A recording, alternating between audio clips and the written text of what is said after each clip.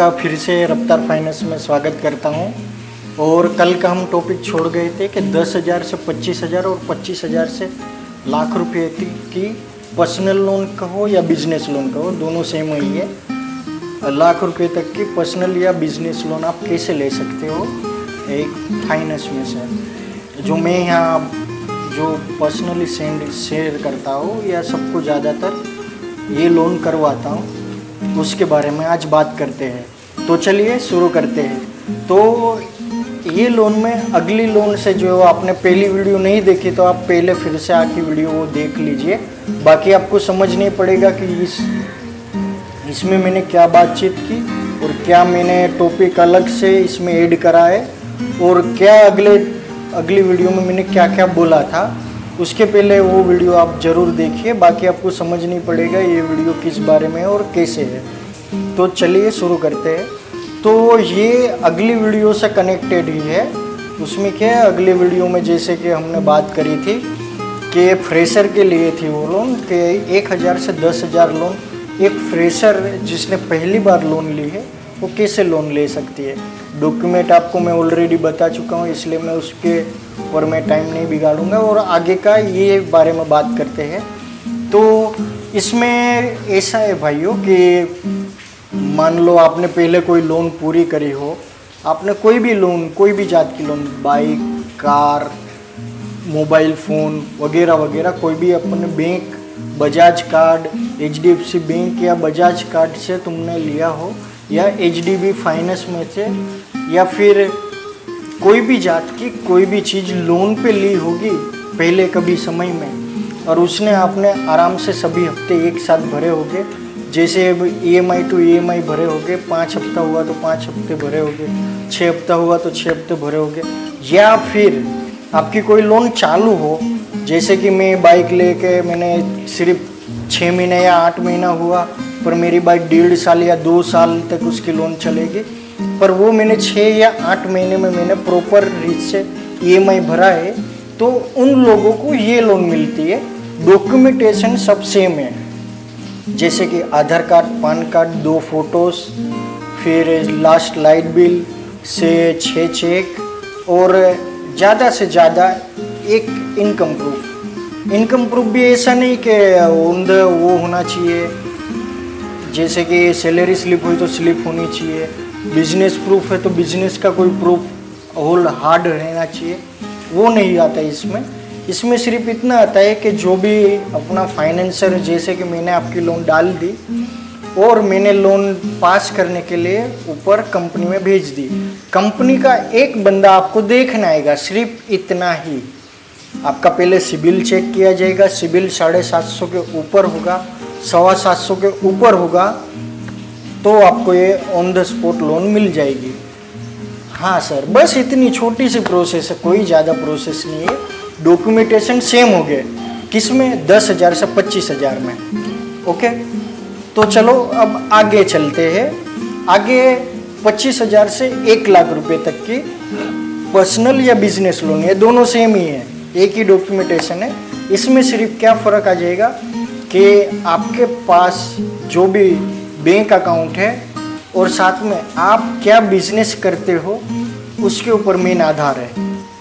इसमें 1 लाख से ज़्यादा भी मिलती है, पर ज़्यादातर 95% केस से 90% केस में ये लाख रुपए तक की लोन मिलती है। जो मैं प्रोसेस बता रहा हूँ उसमें अगली वीडियो में मैं कवर करूँगा कि 2 लाख से 10 लाख और 10 लाख से ज़्यादा की लोन कैसे करें। वो भी सेम टू सेम इसी वे में होगी कि 10,000 से 25,000 और 25,000 से लाख रुपए की लोन जैसे ही, क्योंकि उसमें भी एक छोटा सा गैप है।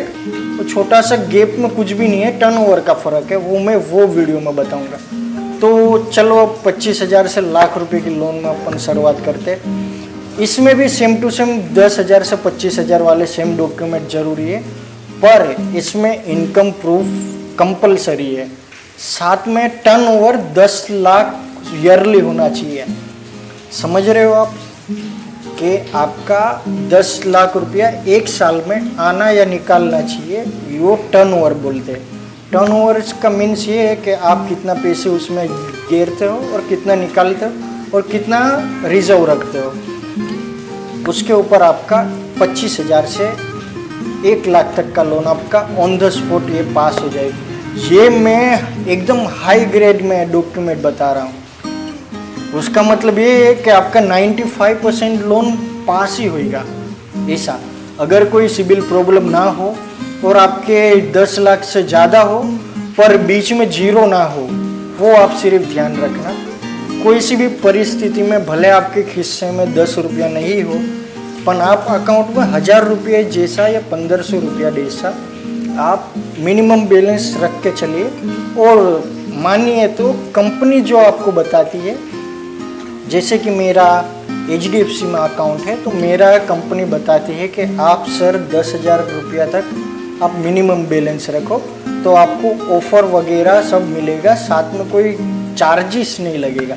चार्जेस एक बार लगता है, जो आप मिनिमम बैलेंस से थोड़ा कम बैलेंस रखो तो थोड़ा चार्जेस लगता है और आपकी लोन पास करने में, दूसरी बड़ी लोन पास करने में प्रॉब्लम होती है, जैसे कि होम लोन, कार लोन वगैरह वगैरह। उसके बारे में भी मैं बाद में आपसे बात करूँगा। बने तो आप 1000 से 1500 रुपया बैंक में मिनिमम रखिए। ये सिर्फ 2 चीज़ ध्यान रखनी है इसमें एक्स्ट्रा में 25,000 से लाख रुपये में। पहली है कि आपका जो भी अकाउंट है उसमें 10 लाख या 10 लाख से ज़्यादा का ईयरली टर्नओवर रूप में रखना है। और दूसरा बात, जो आपका EMI है या मिनिमम बैलेंस, दो में से एक, EMI या मिनिमम बैलेंस, दो में से एक चीज़ आपको कंपलसरी रखना है। आप खुद से ही ऐसा करिए कि वो 1500 रुपया है ही नहीं, 0 रुपीज़ है। इसे आप समझ के चलिए कि वो 1500 रुपया है ही नहीं, वो 0 रुपीज़ है। उसमें क्या होता है कि 25,000 या लाख रुपए के लोन में क्या सब कुछ चेक करते हैं। क्योंकि आप मान लो कि आप किसी को 2000 रुपया दे रहे हो, 5000 रुपया दे रहे हो, तो आप उसको देखोगे कि जैसे कि मैं हूँ कि भाई ये तिलक भाई तू रख 5000 रुपया रख, मुझे अगले महीने दे देना। तो आप मुझे ऐसे तो देखोगे ना कि यार तिलक रखड़ता भटकता है, घूमता फिरता है, रोमियो है, तो उसको नहीं देंगे। आप किसको देंगे कि यार हाँ वो तिलक को तो नहीं देंगे, पर ये तिलक है, वो बिजनेस करता है, इंश्योरेंस सेक्टर में, इन्वेस्टमेंट सेक्टर में, फाइनेंस सेक्टर में है। वो तीनों सेक्टर का थोड़ा थोड़ा काम करता है और वो तीनों में लगभग 4 से 5 साल से काम करता है, तो उसकी 50-60 हज़ार तो आवक होगी। तो मैं इसको 5,000 रुपये दे दूंगा तो मेरा कहीं इधर उधर नहीं होगा। तो वो वैसे ही कंपनी रहती है कि वो अपना बैंकिंग चेक करेगी कि आप बैंक में कितना पैसे रख रहे हो, कितना निकाल रहे हो, आपका 10 लाख से ज़्यादा हो रहा है, 10 लाख के ऊपर जा रहा है, 10 लाख से ऊपर कितना जा रहा है, आप कितना मिनिमम बैलेंस रखते हो वगैरह वगैरह वो चेक करेगी। और एक सेम टू सेम 10,000 से 25,000 में जैसे एक बंदा चेक करने आएगा वो भी आएगा। सिर्फ इसमें 2 चीज़ एक्स्ट्रा आ जाती है, एक अपना टर्नओवर और दूसरा अपना मिनिमम बैलेंस या फिर अपना EMI के अपने कितना EMI भर रही है, दूसरा उसके अलावा कितना बैलेंस आपके पास पड़ा रहता हो। तो शायद मेरे हिसाब से आपको शायद पूरी की पूरी समझ पड़ गया होगा मैं क्या कहना चाह रहा था। अगली वीडियो में शायद 2 व्हीलर के ऊपर मैं बना सकता हूँ लगभग। चलो देखते हैं कि जैसा आपको अच्छा लगे। आप मुझे ऐसा हो तो कमेंट करना कि मैं इंश्योरेंस के ऊपर बनाऊँ या लोन के ऊपर ही बनाऊँ। जैसे कि फिर जैसे कि 2 व्हीलर जे अपने क्या है A से Z तक जाने वाले हैं, छोटी छोटी लोन से बड़ी लोनों तक।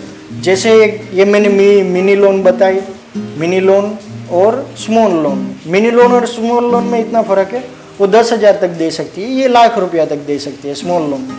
इसके ऊपर भी आती है 2.5 से 3 लाख रुपया, पर बीच में क्या थोड़ा गैप हो जाता है। कंज्यूमर लोन, जैसे कि ये कैमरा है तो इसके ऊपर कैसे लोन मिल सकती है, बाइक के ऊपर कैसे लोन मिल सकती है।